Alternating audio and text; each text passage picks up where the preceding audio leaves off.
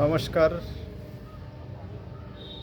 আজ 14ই জানুয়ারি বুধবার। আপনারা সকলেই জানেন যে আজকে শর্তিলা একাদশী। আজ মকর সংক্রান্তি। আজকে শুরু হচ্ছে গঙ্গাসাগর মেলা। সেদিক থেকে খুবই গুরুত্বপূর্ণ। মাঘ মাসের কৃষ্ণপক্ষের একটি গুরুত্বপূর্ণ একাদশী আজকে চলছে, যার নাম শর্তিলা একাদশী। আপনারা নিষ্ঠার সঙ্গে আজকের এই একাদশী পালন করছেন। আমিও একাদশী ব্রত রাখছি। আজ আপনাদের সামনে দু চার কথা আলোচনা করার জন্যই উপস্থিত হয়েছি।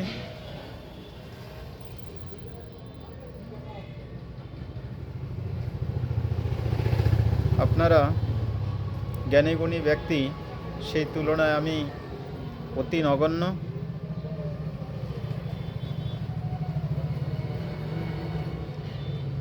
অনেক দিনের অপেক্ষার পরে আজকে আমরা পালন করতে পারছি শর্তিলা একাদশী। এই মাঘ মাসে কৃষ্ণপক্ষের শর্তিলা একাদশী আবার আসবে পরের বছর, আবার সেই মাঘ মাসের কৃষ্ণপক্ষে।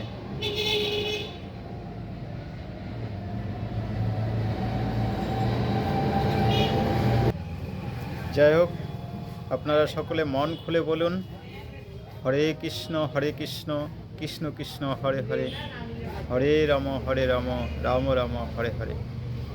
আজকের দিনে যত ভগবানের নাম স্মরণ করবেন, ভগবানের নাম গুণ করবেন, ততই আপনার মঙ্গল, পরিবারের মঙ্গল এবং সকলের মঙ্গল। আজকের দিনে কোনো খারাপ চিন্তা ভাবনা, কোনো খারাপ কথা, কোনো খারাপ বিষয় নিয়ে কথাবার্তা না বলাই ভালো। সারাদিন উপোস থাকুন, পারলে নির্জলা উপবাস করুন, আর তা সম্ভব না হলে ফলাহার গ্রহণ করে, অর্থাৎ ফল খেয়ে আপনারা উপবাস পালন করেন।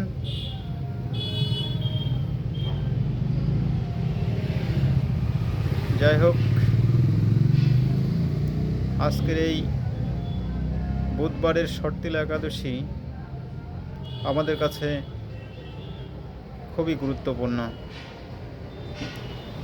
তবে কিছু কিছু স্থানের একাদশী কালকে পালিত হয়েছে, মানে 13 তারিখেও কিছু কিছু জায়গাতে একাদশী পালিত হয়েছে, যা আমি অন্য একটি ভিডিওতে বলেছিলাম। আপনারা হয়তো কেউ দেখেছেন, কেউ দেখেননি, তবে পরবর্তীতে দেখে নিতে পারবেন। আর বিশ্বের বেশিরভাগ স্থানেই আজকে এই একাদশী ব্রত পালিত হচ্ছে।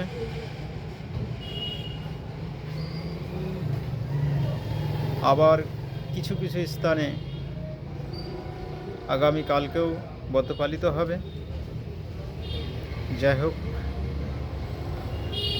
আমরা এই ব্রত পালন করছি 14ই জানুয়ারি বুধবার। কেননা এই একাদশী আপনারা জানেন দ্বাদশীযুক্ত একাদশী পালন করতে হয়। তাই আজকে এই একাদশী শেষ হয়ে যাবে বিকেলে। একাদশী শুরু হয়েছে গতকাল বিকেল 3:17-তে। শুরু হয়েছে, এখনও একাদশী চলছে। আজ বুধবার বিকাল 5:52 পর্যন্ত একাদশী থাকবে, তারপরে একাদশী ছেড়ে দ্বাদশী শুরু হয়ে যাবে। তাহলে বুঝতেই পারছেন আজকে একাদশী আছে, আজকেই আবার বিকেল থেকে দ্বাদশী শুরু হয়ে যাবে। তাহলে আমাদের আজকের দিনটি হচ্ছে দ্বাদশীযুক্ত একাদশী পালন করা হচ্ছে।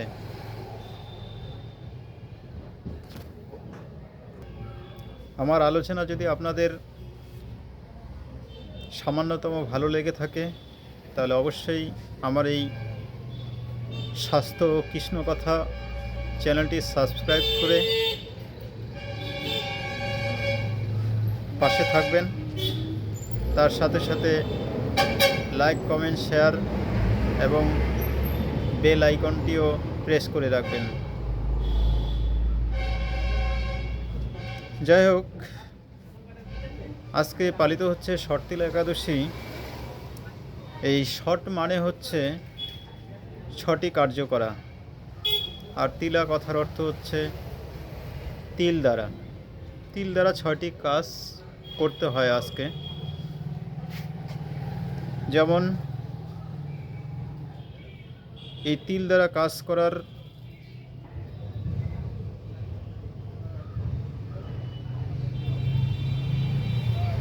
কথা বলা হয়েছে বলেই এই একাদশীর নাম হয়েছে শর্তিলা। তিল দ্বারা 6টি কাজ হচ্ছে, আমি আগের একটি ভিডিওতে বলেছি, তবু আজকে আমি সংক্ষিপ্ত হয়ে বলে দিচ্ছি। তিল দ্বারা স্নান করবেন, নিশ্চয়ই আপনারা করেছেন। তিল শরীরে ধারণ করতে হয়, তিল জলে মিশিয়ে তর্পণ করতে হয়, তিল ভোজন করতে হয়, তিল ভগবানের সেবায় ব্যবহার করতে হয়, তিল দান করতে হয়। এই 6টি কাজ আজ করতে হয় বলেই এই একাদশীর নাম হয়েছে শর্তিলা একাদশী।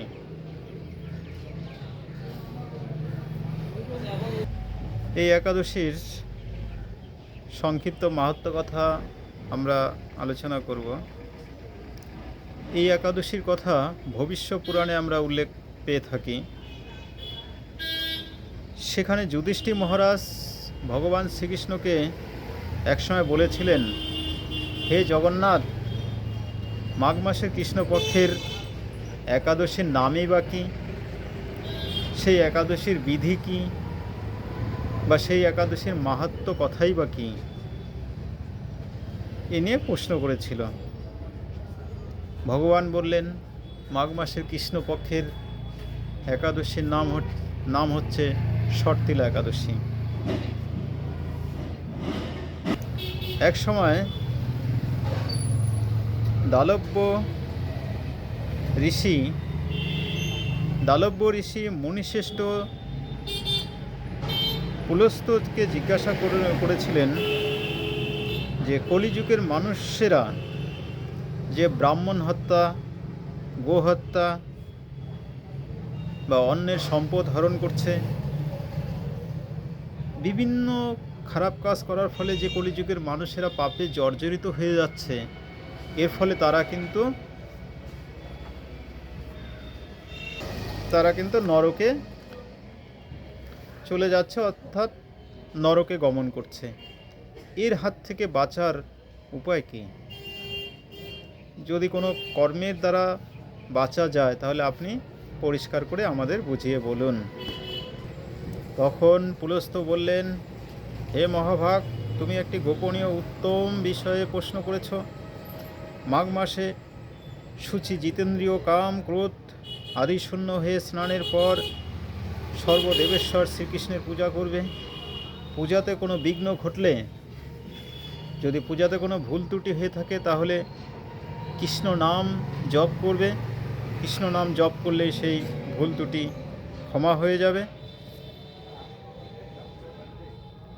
পূজা আদি সমাপ্তি করে ব্রাহ্মণকে জলপূর্ণ কলস দান করবে। ছত্র, বস্ত্র, পাদুকা, গাভী ও তিল পাত্র দান করবে। তাহলে কি বলেছেন সেখানে, যে ভগবান শ্রীকৃষ্ণের পূজাদি করার পরে ব্রাহ্মণদের হচ্ছে বস্ত্র দান করবে, তারপরে হচ্ছে ছত্র দান করবে, পাদুকা, জলপূর্ণ কলস, গাভী, তিল এগুলি দান করবে। তাহলে হচ্ছে আপনার খুবই মঙ্গল বা আপনাদের খুবই মঙ্গল হবে, এই কথা সেখানে উল্লেখিত আছে। দেখুন, তিল দান করার কথা এখানে বলা হয়েছে, কেননা এই তিল থেকে যে গাছ উৎপাদিত হবে, গাছ থেকে তিল উৎপাদিত হবে, সেই তিল আপনাকে এতটাই পুণ্য লাভ অথবা পুণ্যতা লাভ করার ক্ষেত্রে সহায়ক হবে, যা ভাবতে গেলে খুবই বিস্ময়কর একটি ব্যাপার। যত তিল উৎপাদিত হবে তত বছর হচ্ছে তিল দানকারী ব্যক্তি স্বর্গে বসবাস করতে পারবেন, অথবা স্বর্গবাসী হতে পারবেন। তা না হলে দেখুন, আমরা বিভিন্ন গ্রন্থে পাই যে আত্মা অবিনশ্বর, আত্মার কোনো মরণ হয় না। মানুষ মরে যাওয়ার পরে সেই আত্মা হচ্ছে বায়ুর সঙ্গে মিশে যাবে, বা দেখা গেল আবার হচ্ছে কোনো মাতৃগর্ভের মাধ্যমে সেই আত্মা কিন্তু আবার জন্ম লাভ করবে। তাহলে এই যে আত্মা যে চক্রাকারে ঘুরে বেড়াচ্ছে, আবার মর্তধামে আসবে, কেউ কীট পতঙ্গ পশু পাখি হবে, কেউ মানুষ হবে, কর্মের ফলের দ্বারা বিভিন্ন হচ্ছে প্রাণী জীবজন্তু হয়ে আবার ফিরে আসবে। তাহলে দেখুন, এই যে মর্তলোকে বারবার ফিরে আসা, এর হাত থেকে একমাত্র বাঁচার উপায় হচ্ছে তিল দান করুন। তিল দান করলে হচ্ছে সেই তিল ভিখারি নিয়ে তার বাড়িতে যদি হচ্ছে কোনো জমিতে ফেলে রাখেন, সেই তিল থেকে যত তিল উৎপাদিত হবে তত বছর আপনি হচ্ছে স্বর্গে স্থায়ীভাবে থাকতে পারবেন। স্থায়ী বলতে হচ্ছে তত বছর হচ্ছে আপনি থাকতে পারবেন যত সংখ্যক তিল উৎপাদিত হবে, এটি বর্ণিত আছে। হরে কৃষ্ণ, জয় রাধে। আপনারা আজ বেশি বেশি কৃষ্ণ নাম জপ করুন, ভগবানের নাম স্মরণ করুন। সবাই সুস্থ ভালো থাকুন।